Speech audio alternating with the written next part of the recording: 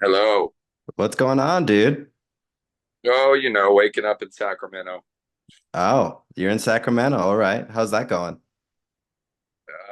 So far, coffee. That's it. Right on. Well, thanks for joining, man. I've been a huge fan of your band since I was in elementary school. So I know that might make you feel a little old, but I'm just saying I've been around and I appreciate you, dude. All right, on, dude. Right on. Well, so you've been on tour for a few weeks now. So how are your knees? Knees are fine. Yeah? Yeah, knees are fine. I Yeah, get worried yeah. for you sometimes with all the jumping you do. I just hurt More my the knee hips. doing backyard soccer, so. It's more the hips and the lower back. I've been doing some physical therapy exercises and stuff because I got bulging L4, L5 disc apparently. So Mm. it hurts. Um, it hurts, but uh, the knees are all right. The back All right. hurts. It's just getting old. Yeah, totally, dude. Well, speaking of getting old and time going by, you guys are celebrating 20 years of Ashes of the Wake, which is crazy. What's it like playing all these songs on stage that you haven't played ever or in decades? Do you get all these memories that flash back to you? No, I don't get. Well, sometimes, yes. I was going to say no, but yes, that's not true. Last night I was thinking about the last song, "Remorses for the Dead," and it's about a house I lived in, a crazy punk rock house in Richmond. And I was on stage thinking about my old roommates and all the crazy shit we get into. But for me, it's been uh, it's been fun playing the ones that we don't play much or never played. You know what I mean? Yeah, that's what Because I'm excited for. you get tired of playing uh, a lot of the same songs over and over again. That's why when you put out a new record, it's always nice to go out and try new material. It's not the same thing. Um, so for me, it's the sort of the second half of the record is not as well known as the first half. So that record's really front loaded. So it's really fun to go out and play the second. Yeah, I'm It, most excited for Remorses for the Dead and the Faded that's my favorite. Line and Well, that's those two are two of my favorite tracks. "Remorses for the Dead" is my favorite track on the record. I think. Oh, after that we haven't played in a while. Overall, Omerta is probably my favorite track on that record, but we played that a million times, so it's like, okay, you know. right. Yeah, as a fan, dude. I mean, I've seen you guys a bunch of times too, and I didn't think I'd ever hear Remorses for the Dead live. I didn't think I'd hear all these deep tracks because, you guys have so many albums by now. But man, Yeah, I'm that's what I'm excited for. well, good. We shall play them for you. Hell yeah, dude. Well, obviously, we're talking about the show at the Saltaire Tuesday, August 27th, and you guys have played here a ton of times in Salt Lake. Wasn't it Jamie Josta who told you way back in the day that Salt Lake is cr a little crazy? Yes, it used to be a bit more violent there. The shows, because but we were coming more from the hardcore scene. He's just like, I mean, Hatebreed had some incidents there, so he's just like, look, if it pops off there, just let it happen, dude. Some Yeah, incidents. yeah, Yeah, you guys used to play pretty small venues over here. yeah. In the venue or I think it was called Bricks at one Bricks, point. bricks, played there. Yes. Yeah, in fact, I was at a show over there years ago, and I remember some dude, you had to stop the song because some dude was hanging off the balcony or something wild like that. Maybe, who knows? Yeah, but you see stuff like that, and like people doing crazy dumb stuff that you have to maybe stop the song and Yeah, I mean, if someone's hanging off a really high balcony, because I've seen what happens when someone jumps off a really high balcony on the people, and mm, it's not cool. Um, like we were with Slayer the first time we were in England, and someone jumped off a really tall balcony and landed on a girl. Not oof. during our set, and fucked her up. So it's like your need for attention should not fucking endanger other people, you know? Right. Yeah. Absolutely. One thing I was going to ask you, you have so much energy when you're playing, you're jumping, you're obviously screaming your head off, but I love that whenever you come on stage for the first time, you never seem like you're in a hurry. You're just like very laid back. Is that a conscious thing that you do, or you just No, you're that's the used to way I doing am. it? That's the way I am, dude. And like people always ask me, "Are you excited for tonight's show?" And I'll tell them, "Do you want me to tell you the truth, or do you want me to tell you what you want to hear?" And Hmm. if and they always say the truth, Yeah. always like dummies. And I'm like, no, no, I'm not excited. I don't live in a constant state of excitement, right? Because like that's not sustainable. I, I tell them I will be excited as soon as I sing the first note. And it happens every single time. So that's okay. But that's all I have to be excited about. I can't run around going, oh my God, I'm going to play a show tonight. Like, I'm a nerd, dude. I like kicking back, reading books and being mellow or going Yeah. surfing and stuff, like, Right. I'm not like some sort of crazy metal maniac always ready to run around screaming and stuff. So you're not constantly blasting death metal and No, no, no, no, of course not. no, dude, no. I mean, I'll listen to some obituary every now and then, and some bolt thrower and all that stuff. If the mood strikes me, but no, I play metal all day long. I need to, my ears ring constantly from this stuff. So I need to be mellow. Yeah. So does that mean you don't really have any anxiety about going on stage ever? Do you get Of those course not. nerves? No, dude, I've been doing this 30 years with this band. If Right. I'm still have anxiety, I haven't learned how to do this yet. So no, I can walk in front of 5 people or 500,000 people. Doesn't matter to me. Well, you're a professional, man. I guess that makes sense. So I did meet you one time years ago. Rob Fenn was doing a signing with you at his place, and you had this book out. And you signed the book. We talked about the Misfits. We talked about music for a second. And for all of these years, I've been wanting to ask you what you put on my book, and I'll show you because I just cannot read your handwriting and Oh, it's killing me because for years I've had this and I love it and I have no idea what it says. let me get the seat. All right, here's a little closer. Yeah. Oh, okay. I was writing very fast, regrettably, Uh-huh. but it says to John, read and destroy. Not okay. Read Like, and destroy. yeah, like I'm an old school skateboarder from the '80s, and Thrasher always had these stickers and T-shirts that said "skate and destroy." So I write on my books a lot of the time, read and destroy. There you go, dude. I would have never known that. I have asked other people to try and decipher that and nobody could do it. So Sorry thank about you. that. Sorry about that. That was the floppy handwriting day. Right. No worries, man. Well, speaking of that, that was a photography book that you put out years ago. How is your photography going, man? It's not right now. I've been working on my second prose book, copy editing that. That's something. It comes out February 18th. It's called Just Beyond the Light. It's being put out by Hachette, aka Grand Central. It's the publishing arm of Hachette that's putting it out. So as I get older, I have learned that I can only concentrate on one thing at a time.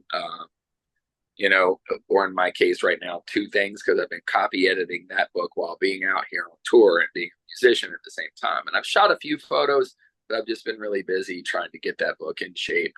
And once that's done, then I'll turn my eye back to the camera. But I can only do so many things at once.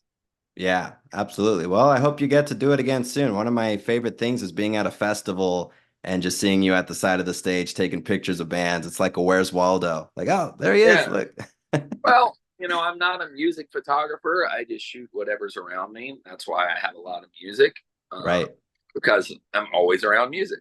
And plus, a lot of the times, all the bands are my friends. So I kind of get a more unguarded vibe from them. You know what I mean? Whereas like, because they know me, and it's like they see me, someone pointing a camera at them, and they're like, "Oh, it's just Randy," right? So that automatically they know it's me. So there's sort of a dropping of a guard, I believe, that that doesn't occur when a stranger's in front of you with a camera.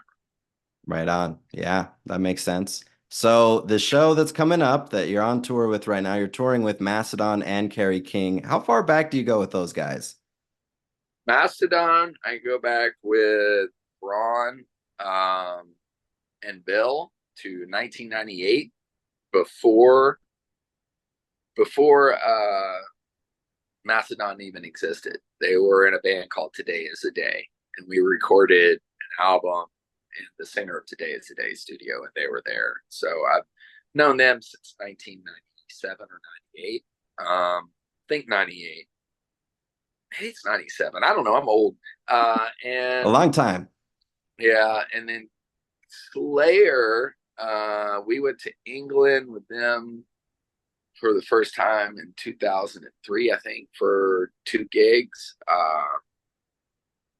Along, and then we did Ozfest with them in 2004. So that was at least 20 years, roughly. Known the Slayer guys, Yeah, so is it cool being on tour with people you've been around for all these years and hanging out with? of course, because if they're cool people, yes, of Oh, course, oh, it's like much better than going out with some jerks that you don't know.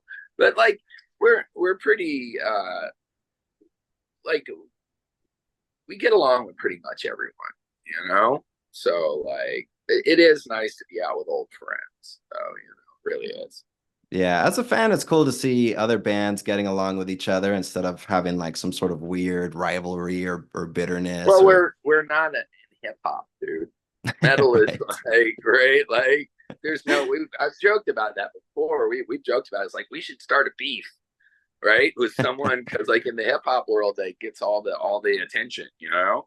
It's like, who will we beef with? And it's like we get along with everybody. What the fuck? So it's kind of pointless. But no, we get along great with everybody pretty much. But just so funny how all these angry musicians, all this angry music, but in real life, everyone's like getting along and having Of a good course, time. I love of it. course, of course. Yeah. So, okay, another thing I wanted to ask you is Ashes of the Wake 20 years ago. This is your second time touring off that record, but I feel like the band is very different 20 years later.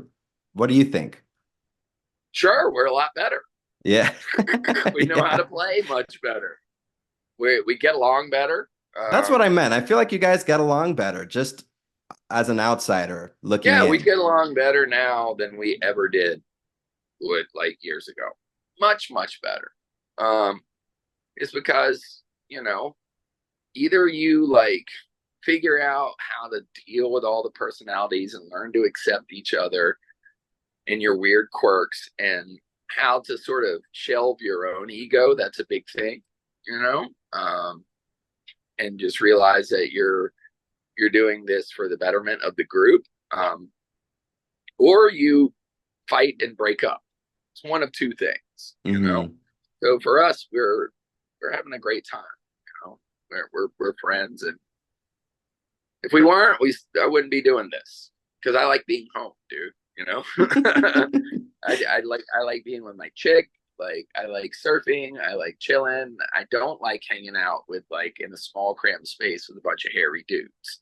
That's not like my idea of a good time. But uh, now that we've grown up a lot to kind of grow up together. So we have a good time. These are the homies. Yeah, you guys were what, in college when Lamb of God, I guess, Burn the Priest started? They were, not me. So like they were. They met in college, and then I joined the band like, I don't know, like 7 or 8 months later. They were instrumental for like 7 or 8 months. Okay, gotcha. But still, you were around that age range. I'm just saying, like, you guys really were kids when you first got together. Yeah, sure, sure. In our 20s.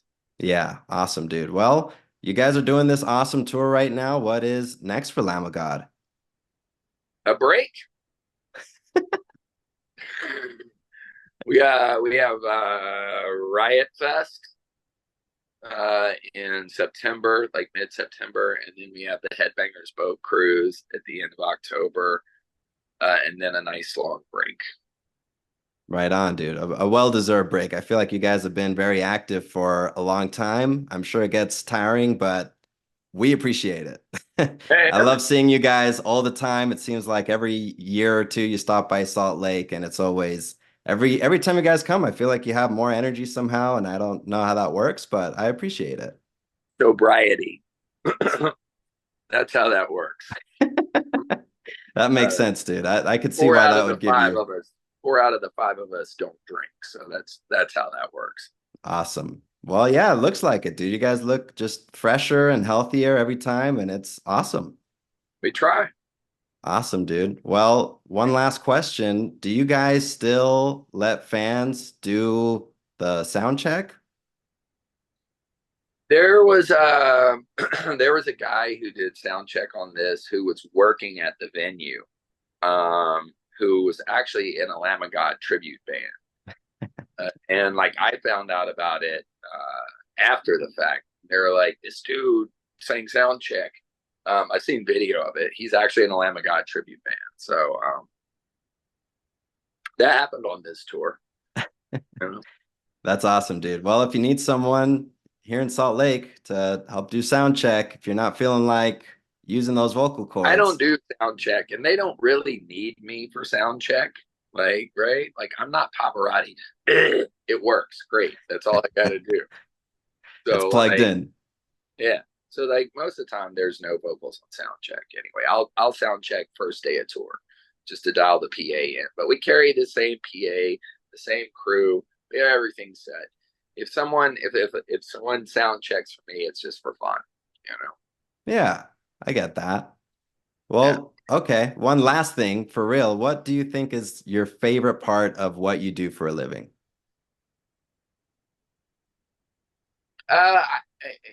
Overall, I think it has enabled me to see, to literally go all the way around the world, literally, like several times, and see places that I never thought I'd get to see. So I think travel is very good for people. It expands their horizons. You get exposed to other cultures, other amazing food, people, and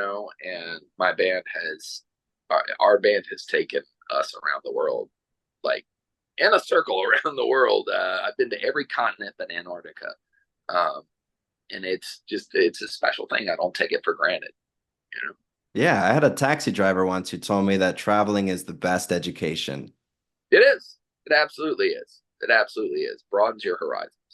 I love it. Well, thanks so much for talking to me, man. I really appreciate it.